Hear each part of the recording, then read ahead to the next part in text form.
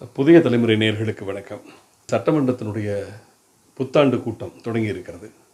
அந்த கூட்டத்தில் கலந்து கொள்வதற்காக வந்த அபகரிப்பு அதிமுகவினுடைய பொதுச் செயலாளர் என்று சொல்லப்படுகிற எடப்பாடி பழனிசாமி தனது சட்டைப்பைகளை யார் அந்த சார் என்கிற ஒரு வில்லையை குத்தி கொண்டு வந்திருக்கிறார். அவரது சகாக்களும் அதையே செய்திருக்கிறார்கள்.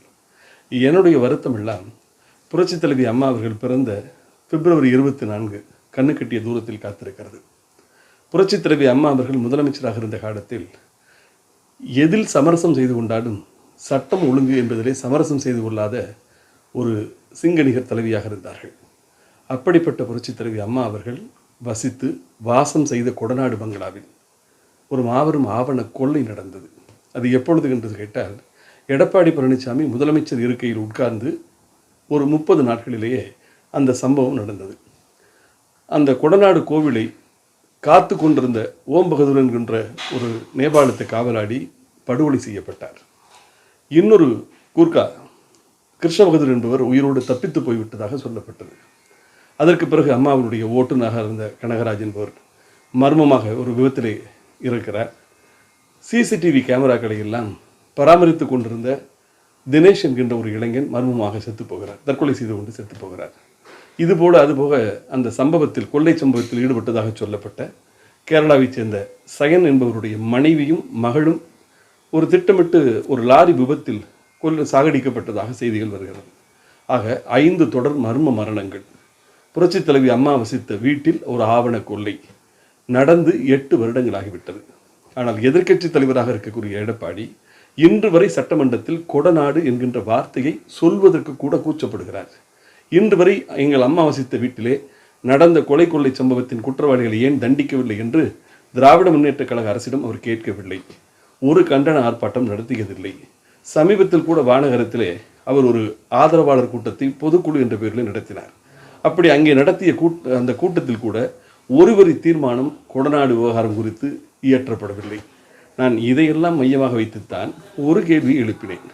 அண்ணா பல்கலைக்கழகத்தின் உள்ளே நடந்த ஒரு பாலியல் கொடுஞ்செயல், அந்த விவகாரத்தில் நீதிமன்றம் தானாக முன்வந்து சுமோட்டாக வழக்கை கையில் எடுத்துக்கொள்கிறது.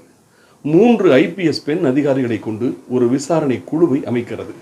அதைவிட முக்கியம், தேசிய மகளிர் ஆணையமும் அந்த வழக்கு விசாரணையில் தன்னை சேர்த்துக் கொள்கிறது.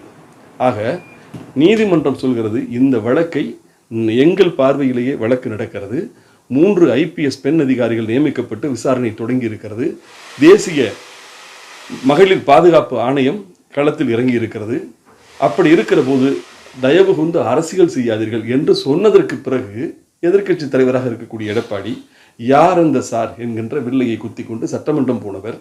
என்னுடைய கேள்வி, கொடநாடு பங்களாவில் இருந்த சிசிடிவி கேமராக்களை அமர்த்த சொன்ன, ஆஃப் செய்ய சொன்ன அந்த சார் யார் என்பதையும் சேர்த்தே விசாரித்தார்.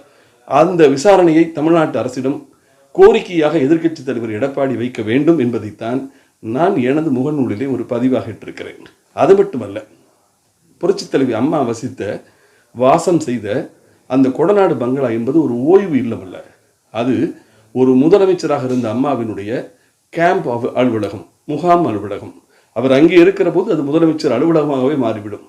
அப்படி இருக்கிற போது அந்த அலுவலகத்திற்கு தரப்பட்ட மின் இணைப்பு என்பது மத்திய மின்சாரத்துறை, மத்திய சுற்றுச்சூழல் மற்றும் வனத்துறை அமைச்சகம், தமிழகத்தினுடைய மின்சாரத்துறை, இத்தனை துறைகள் சேர்ந்து த ஃபெயில் ஃப்ரீ கரண்ட் என்று சொல்வார்கள். அதாவது தடையில்லாத மின்சாரம். அப்படி தடையில்லாத மின்சாரம் தரப்பட்ட நிலையில் அந்த கொள்ளை நடப்பதற்கு ஏதுவாக அந்த மின் இணைப்பை துண்டிக்க சொன்ன அந்த சார் யார்? சிசிடிவி கேமராக்களை ஆஃப் செய்ய சொன்ன அந்த சார் யார்? அது மட்டுமல்லாமல் விசாரணையில் பல தகவல்கள் வந்தது. கொள்ளை சம்பவத்தில் ஈடுபட்டவர்கள் கூடலூர் செக் பாயிண்டிலே பிடிபட்டதாகவும், அப்படி பிடிபட்டவர்களை விட்டுவிடச் சொல்லி ஒரு உத்தரவு பறந்ததாகவும் சொல்லப்பட்ட செய்திகள் அடிப்படையில் அந்த சார் யார்? இப்படி பல சார் யார் என்கின்ற கேள்விகள் கொடநாடு விவகாரத்திலே இருக்கிறது. கொடநாடு விவகாரம் புரட்சித் தலைவி அம்மாவினுடைய இல்லம். புரட்சித் தலைவி அம்மா அவர்களுடைய முகத்தை பயன்படுத்தித்தான், அவர் கஷ்டப்பட்டு உருவாக்கி கொடுத்த ஆட்சியைத்தான் எடப்பாடி கூவத்தூரிலே குத்தகை எடுத்து ஒரு குத்தகை சாமியாக முதலமைச்சராக இருந்தாரே தவிர அவருக்காக மக்கள் வாக்களித்த அதிகார ஆட்சி அல்ல. ஆக அம்மா அமைத்து கொடுத்த ஆட்சி அதிகாரம் இவற்றையெல்லாம் பயன்படுத்தி பல்லாயிரம் கோடிகளை சம்பாதித்து குவித்த எடப்பாடி ஏன் கொடநாடு விவகாரத்தை பற்றி பேச மறுக்கிறார்? சட்டமன்றத்தில் நான் பேசினேன், என் பேச்சை கேட்டு முதலமைச்சர் ஸ்டாலினை ஆடி போய் விட்டார் என்று சொல்லக்கூடிய எடப்பாடி கொடநாடு என்று சொல்லிவிட்டால் சட்டமன்றத்திலிருந்து ஏன் ஓடி போய் விடுகிறார்?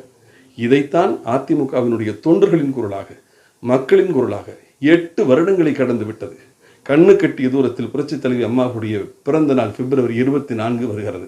அதற்குள்ளாகவது ஒரு விடை தெரிய வேண்டும் என்கின்ற ஒரு வேட்கையோடு வருத்தத்தோடு அந்த பதிவை நான் இட்டேன். இப்பொழுதும் சொல்கிறேன், இந்த வழக்கு, கொடநாடு வழக்கு விசாரணை மாடங்கள் மாறுகிறதே தவிர இன்று வரை குற்றவாளிகள் யார் என்பதும் குற்றத்தின் பின்னணி யார் என்பதும் கண்டுபிடிக்கப்பட்டு தண்டனையை நோக்கி வழக்கு நகரவில்லை. முதலில் நீலகிரி மாவட்ட காவல்துறை என்று சொன்னார்கள், அதற்கு பிறகு சிபிசிஐடி என்று சொன்னார்கள், அதற்கு பிறகு இப்பொழுது என்ன சொல்கிறார்கள்? இன்டர்போல் உதவியை நாடுகிறோம். இனி இந்திரலோகத்திலிருந்து ஆளை கூட்டி வந்துதான் கொடநாடு விவகாரத்தை விசாரிக்க வேண்டுமா என்கின்ற கேள்விதான் எழுகிறது. என்னை பொறுத்தவரை கொடநாடிலே சம்பந்தப்பட்ட அந்த சார் யார் என்பதையும் சேர்த்தே, அண்ணா பல்கலைக்கழகத்தின் விவகாரத்தில் உள்ள சாரையும் சேர்த்து இந்த 2 சார்களும் யார் என்பதை விசாரித்தால் நன்றாக இருக்கும் என்பதுதான் எனது கேள்வி.